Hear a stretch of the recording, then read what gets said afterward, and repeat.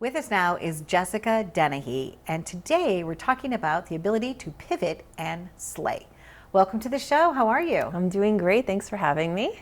I like your journey. You started out on Wall Street, then you have luxury barbershops, and now you're doing something in addition to that. So let's go back to Wall Street. Tell us about your experience there. So for 10 years, I was a regulator on Wall Street, working as a corporate attorney, and that was great and exciting and fun. I learned a lot about business, but there came a time where I wanted to break free of the corporate world and be my own boss.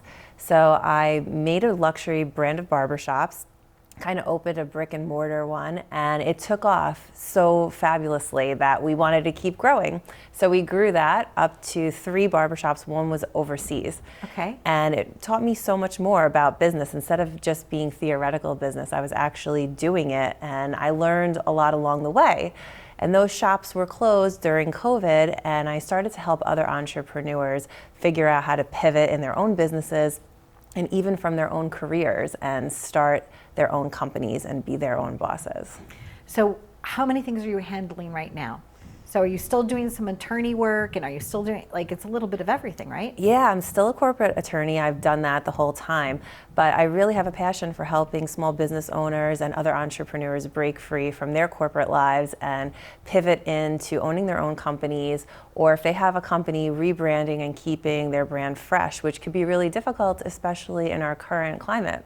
So tell us about the barbershops too, the whole theme behind that. Okay, so we did a vintage theme behind that because who doesn't want to be back in the 20s with a scotch in your hand getting a hot towel shave? I mean, men went crazy for it. At the time, the barber industry wasn't as popular as it was now, so people were like chomping at the bit to get in.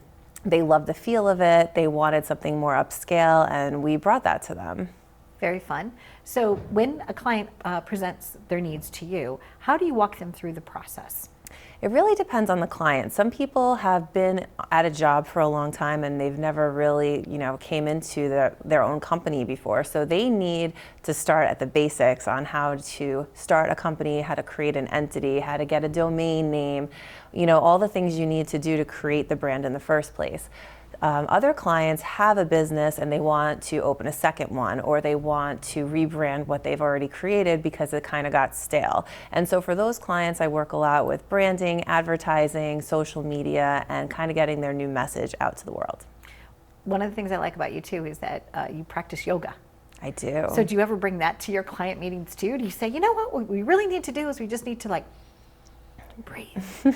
All the entrepreneurs that I coach, I tell them it's super important to have something that makes you happy. And usually for me, that's fitness, because I think it just makes a pivotal difference in your life to have, yoga or another kind of workout that will make you healthier and keep your mindset really positive. So I coach all of them to find something they like and that will make them get up in the morning, and then do that before you start your day, because it'll help you slay.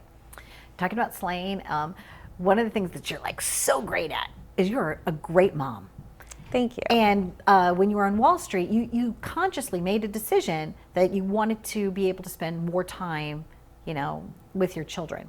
So do you recommend that people just kind of take an inventory of what they want before they decide to go into something new? Absolutely. I recommend that you wake up every day and you write down what you're grateful for. Okay. And kind of sit and think about those things, and then look at how your day is structured and make sure that you are fitting those things in, because without cultivating the things that make you happy, you're not going to be successful in your life. And for me, breaking away from the corporate world was a better balance for me, because I can be a better and more present parent to my kids. And when I am working, it's working towards something that I own and that I've created. And my daughters will see that and hopefully want to do the same for their lives. And your book. Yes, I'm writing a book. Congratulations. Thank you so much. Wow.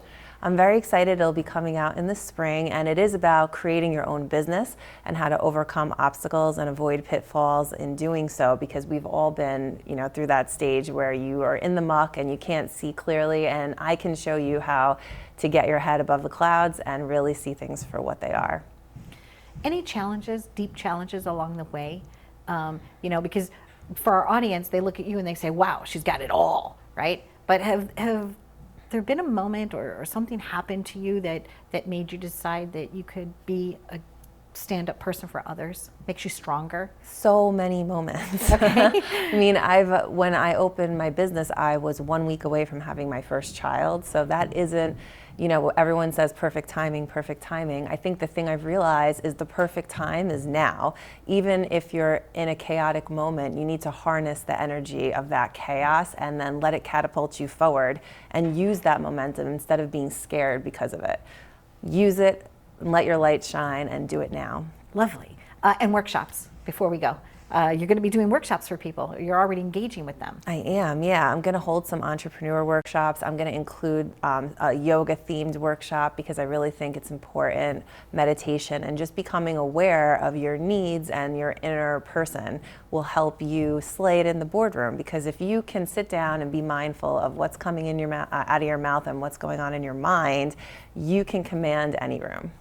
I want t-shirts that say pivot and slay. I don't usually wear slogan t-shirts, but for whatever reason, I'm like, I need a Jessica Dennehy pivot and slay t-shirt. I'll make one just for you. Thank you. As always, thank you for joining us. Looking forward to knowing you over all these years, and all the success stories of the businesses that you're helping to launch. We'd love to hear from them too. Absolutely. So, thank you so yay much. for you, Thank Jessica. you. There you go. Great words of wisdom. Take this challenging time, take the chaos, and just re-energize it into something great for yourself. Stay tuned for more. We've been living it up right here.